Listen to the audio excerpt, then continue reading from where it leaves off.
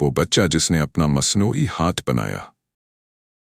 جب 10 سالہ ایلکس نے ایک حادثے میں اپنا ہاتھ کھو دیا تو اس نے ہار ماننے کے بجائے کچھ غیر معمولی کرنے کا فیصلہ کیا۔ اس نے خود اپنا مصنوعی ہاتھ بنا لیا۔ کہانی: ایلکس ہمیشہ مشینوں سے متاثر ہوتا تھا۔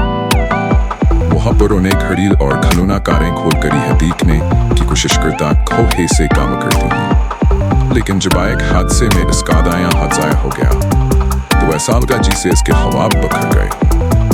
پھر ایک دن جب وہ یوٹیوب پر 3D پرنٹنگ کیا ایک ویڈیو دیکھ رہا تھا، ایک حیرت انگیز خیال اس کے ذہن میں آیا: اگر میں اپنا ہاتھ خود بنا لوں تو؟ یہ سوچتے ہی اس کے دل میں ایک نیا جوش پیدا ہو گیا۔ اس نے تحقیق شروع کر دی، پروستھیٹکس، مصنوعی اعضاء اور روبوٹکس کے بارے میں پڑھنا شروع کیا۔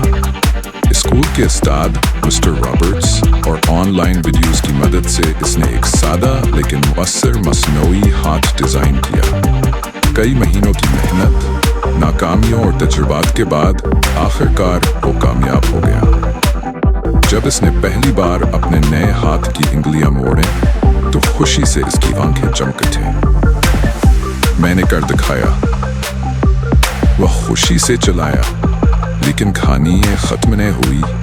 جب اس کے دوستوں اور اساتذہ نے اس کا کارنامہ دیکھا تو وہ سب حیران رہ گئے۔ ایلکس نے فیصلہ کیا کہ وہ صرف اپنے لیے نہیں بلکہ ہم بچوں کے لیے بھی مصنوعی ہاتھ بنائے گا جو اس کی طرح کسی حادثے کا شکار ہوئے تھے۔ آج ایلکس نہ صرف اپنے لیے بلکہ سینکڑوں بچوں کے لیے امید کی کرنے بن چکا ہے۔